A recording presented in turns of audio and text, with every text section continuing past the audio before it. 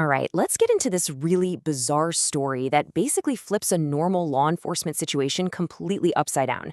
You've got federal agents, a car chase, and, get this, two frantic 911 calls, both claiming the exact opposite thing is happening. And that's really the million-dollar question here, isn't it? Who is kidnapping whom? Because depending on who you ask during this absolutely chaotic 2-mile car ride in Minnesota, the answer was totally different. So think about this. 911 dispatchers get two calls about the same incident. The man in the car says he's being kidnapped by ICE. At the same time, Homeland Security is on another line reporting that one of their agents has been kidnapped. It's just wild. So the big question is, how on earth did we get to this point? Okay, so let's rewind. It all starts on December 10th in what seems like just another apartment complex parking lot in Plymouth, Minnesota. But a surveillance operation there was about to go really, really wrong. So who are the main players here? Well, you've got Oluwadamilola Bamigboye, a Nigerian man who is being investigated for possibly overstaying his student visa. In the car with him is his partner Rekeya Frazier, and she's the one driving their Jeep. And watching them from an unmarked car are several Homeland Security Investigations agents, or HSI. The whole thing just explodes in a matter of seconds. Oluwadamilola Bamigboye sees the agent's car and he doesn't hesitate. He pulls a mask on, jumps from the front passenger seat into the back, and yells at Frazier to just drive. This kicks off a super fast chain of events, forcing the agents to make a move, and quick. And the move they made is what turned this whole thing from a quiet surveillance job into, well, a mobile standoff. One of the agents makes a pretty bold decision to stop the Jeep, but it does not go as planned. So to stop them from getting away, an agent actually jumps into their Jeep, right into the now empty front passenger seat. But here's the kicker. Frazier didn't stop. She just kept on driving. And in that exact moment, you could say the agents completely lost control of the situation. So now you've got this insane situation. A federal agent is basically an unwilling passenger as Frazier floors it towards the nearest police station.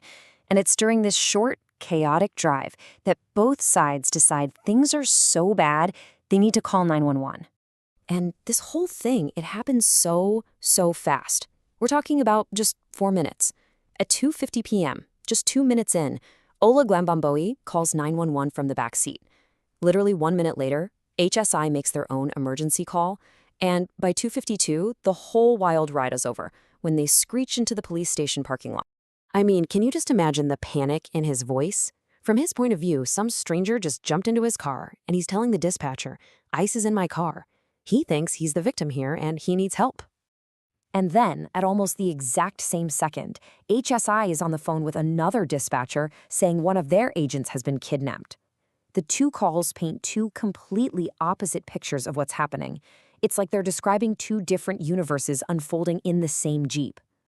Now, you might be thinking this is just a one-off crazy story, but the source material for this explainer actually frames this as a symptom of a much bigger, much more complicated issue with immigration enforcement. The source suggests there's this deep lack of trust in ICE agents. You know, stories about them overstepping their authority or not identifying themselves properly have apparently worn down public trust. And the argument is that lack of trust could make someone genuinely fear for their safety and decide to run instead of just complying. And to back up this idea of profiling, the source throws out this number, an estimated 580,000 undocumented immigrants from Europe, Canada, and Oceania living in the U.S. The point they're making is, why does enforcement seem to be focused so heavily in other areas? So the big question the source is asking is this. If you have this huge population of undocumented immigrants from, say, Europe, why do we almost never hear about them getting cornered in a parking lot like this?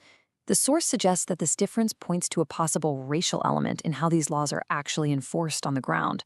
So how did this all end? What happened once this wild ride finally came to a stop at the police station? Well, the situation pretty quickly moved from the street into a federal courtroom. And the immediate result was really serious.